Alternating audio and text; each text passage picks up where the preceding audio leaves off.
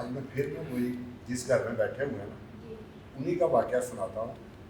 وہ بہت پیارا دوست ہے, اللہ پاک اس کو سلامت رکھے. رمضان شریف میں نا اس وقت پرانی بات کر رہا ہوں, اللہ پاک نے نہیں بلایا تھا, سارے مہینے دے دیے تھے, ربیع الاول بھی, ربیع الثانی بھی, سب مہینے دے دیے, لیکن رمضان نہیں مل رہا تھا. اتفاق ایسا ہوا ایک دن اس کے گھر میں نا محفل میلاد تھی, ملک صاحب صاحب یہ الحمدللہ یہ ان کے محفل میلاد ریگولر ہو رہی ہے پورے سالوں سے.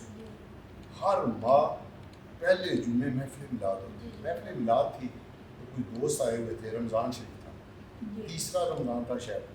تو انہوں نے کہا کہ میاں صاحب رمضان میں نہیں دل کرتا. میں نے کہا دل تو بڑا کرتا ہے, لیکن وہ مالک ہے, اگر وہ بلائے تو جب چاہے تو بلا سکتا ہے. تو بہرحال میں نے کہا تو سیف پاس بیٹھا, کہتا میاں صاحب اگر ہم کوشش کریں تو ویزا لگ سکتا ہے. میں نے ہنس کے کہا, اس وقت نا ویزے کی پرابلم آتی تھی تھوڑی, رمضان میں وہ ویزا بند کر دیتے تھے 15 رمضان.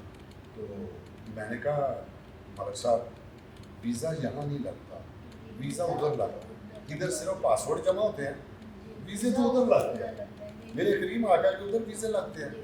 تو کہتا ہے نہیں ویسے لگ جائے گا. میں نے کہا میں ویسے ہی کہہ رہا ہوں کہ ویزے ادھر لگتے ہیں.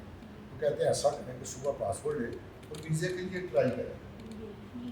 صبح میں جب مجھے رات کو نیند نہ آئی خوشی سے کہ الحمدللہ اللہ پاک پھر بلا رہا ہے, رمضان میں بلا رہا ہے, صبح میں نے پاسپورٹ لیے دونوں کے, اس نے مجھے پیسے دیے. ایجنٹ کو میں نے کہا, وہ کہنے لگا میاں صاحب 50-50 چانس ہے, لگ بھی سکتا ہے اور نہیں بھی لگ سکتا. میں نے کہا یار ویزا ادھر نہیں لگتا, آپ کوشش کریں, کریم ہے وہ کرم کریں گے, کیونکہ میرا رب بھی کریم ہے اور میرے آقا بھی کریم ہے, تو وہ دونوں کریم ہے, کرم کریں گے. تو الحمدللہ میں نے پاسپورٹ دے دیے. تو تھوڑے دنوں کے بعد 2-3 دن کے بعد سیلاب بہت زیادہ آ گیا پاکستان میں, سیلاب آ گیا. تو ویزا دے دیا ہوا تھا, تو کہنے لگے کہ میاں صاحب سیلاب آ گیا.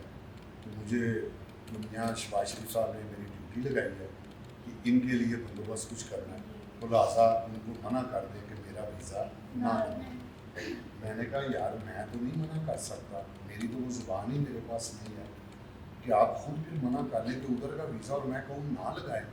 میں کہا میری اوقات نہیں ہے. کہنے لگا نہیں یار آپ منع کر دیں. اتنے میں مجھے ایجنٹ کا فون آیا, وہ کہتا ہے میاں صاحب مبارک ہو آپ کی اپروول ہو گئی ہے. میں نے فون کیا تو ہنس کے کہنے لگا, کہتا میاں صاحب میں نے آپ کو کہا کہ میرا ویزا نہ لگوائیں یار, آپ نے اپروول کروا دیا. میں نے کہا بات تو ادھر کی ہے, میرے بس کی بات نہیں. 2 دن بعد اس نے مبارک دی کہ آپ کے ویزے لگ گئے. ویزے لگ گیا, مجھے بڑی خوشی ہوئی. اور ملک صاحب کہہ رہے ہیں میاں صاحب ایسا کریں آپ چلے جائیں, تو میں پھر رہ جاتا ہوں, میری ڈیوٹی لگ گئی ہے. میں نے کہا نہیں یار دیکھیں نا کہ آپ بھی میرے ساتھ کہتے نہیں, آپ کی مہربانی ہے کہ آپ چلے جائیں. اب میں کہہ رہا ہوں, کہتے مجھے نا ایک بڑی پیاری انہوں نے بات کی کہ میاں صاحب عمرے سے زیادہ افضل ان صلاح افضل خان کی خدمت کرنا ہے. تو میں کیونکہ جذباتی تھا تو محبت میں نے کہا ملک صاحب عمرے پہ کتنے پیسے لگیں گے؟ اس وقت 3 لاکھ, 2 بندوں کا 3 لاکھ یا 4 لاکھ لگتا تھا. میں نے کہا 4 لاکھ لگانا ہے, اللہ نے تمہیں بڑھا دیا, ادھر 50 لاکھ دے دے, سلاب والوں کو 50 لاکھ دے دے, ادھر 3 لاکھ لگنا ہے, یار میرا رب بھی راضی ہو جائے گا اور ان کی بھی خدمت ہو جائے گی. تو کہتا نہیں آپ کی مہربانی آپ جائیں.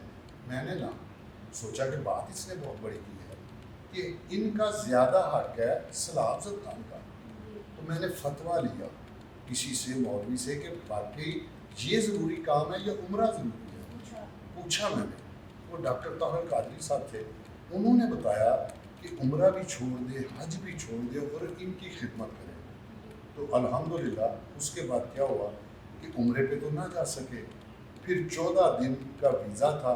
14 دن میں نے کہا یار ان کی خدمت کرتے ہیں, شاید اللہ پاک نے ہمیں ان کے لیے ادھر رکھ لیا. اصل بات کرنے کا مقصد یہ تھا کہ ابو رانا دیکھے ویزا لگ گیا, ٹکٹ ہو گئی, ہوٹل کی بکنگ ہو گئی, سارا کچھ ہونے کے باوجود بھی نہیں جا سکتا. کیوں کہ جب تک میرا مالک نہ چاہے, اللہ میرا جانتا ہے, نہیں جا سکتا. تو اصل بات ٹھیک ہے پھر اللہ حافظ. اوکے جی, وعلیکم السلام. وعلیکم السلام.